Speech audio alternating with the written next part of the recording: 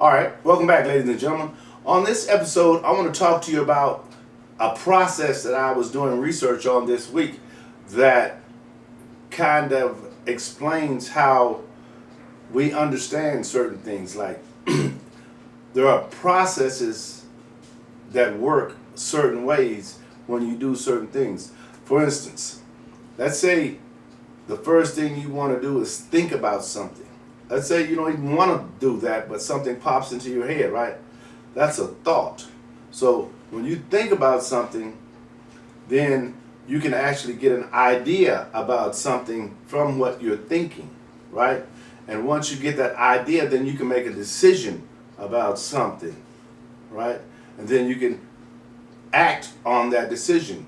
But in that process, there's also a segment that I like to call the emotional part, the emotional content of that. Because thinking makes you feel a certain way. It processes what you're feeling differently in everyone.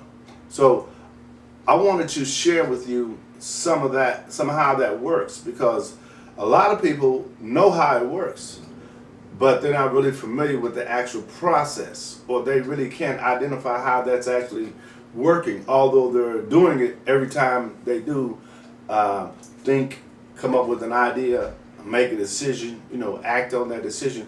All those things work in conjunction with one another, right? Sometimes you think about something and don't take action. Sometimes you think about something and decide not to make a decision on that, just leave it alone, right? That's how things work. But over time, they become automatic for us. So when things become automatic, it's kind of like second nature, and you don't really pay a lot of attention to it, although you're doing it on a regular basis. Example, this term think. I'm titling this episode think, and the definition of think is have a particular opinion, belief, or idea about someone or something. That's one definition. Another definition is direct one's mind towards someone or something. Use one's mind actively to form connected ideas. That's what happens when you think. Okay? When you're sitting waiting for an event to start, or you're maybe sitting at your desk waiting for a client to come in, whatever that process is for you, wherever you are, there are things that are going to come into your mind. Those are called thoughts, right? And you're going to think about one of them. You're going to think about a couple of them, right?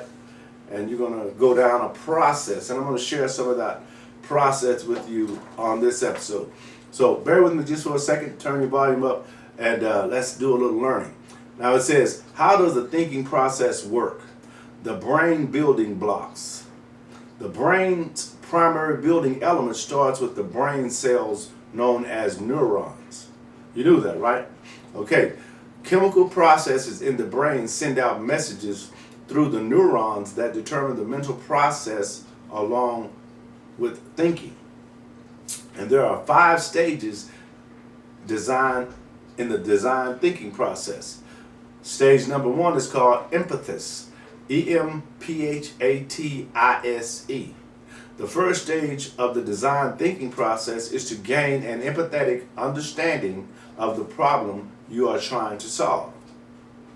See how that's working? When you think of something, then you think of how you want to solve that, right? Number 2, define the problem.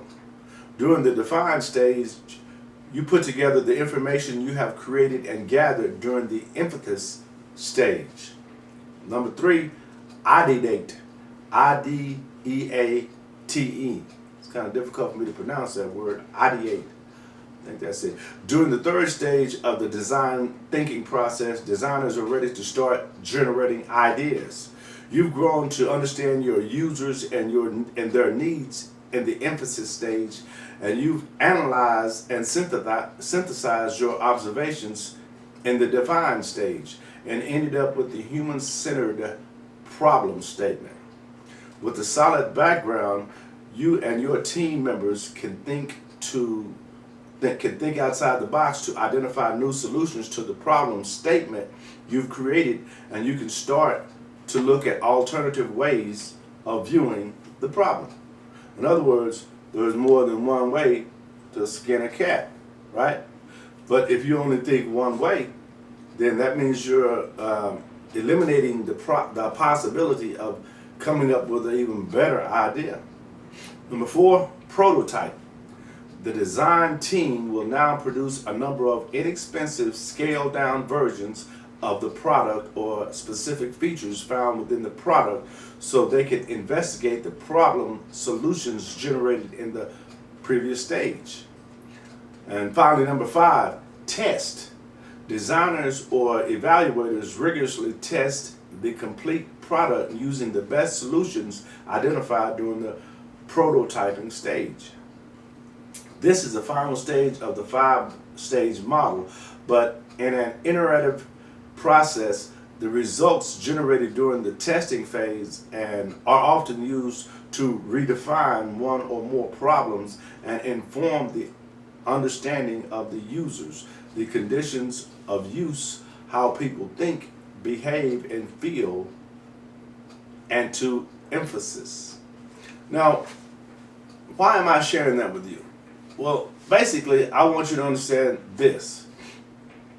We go through the day-to-day of our lives doing the same things over and over and over and over. You think it's said that you think 50 to 70,000 thoughts per day.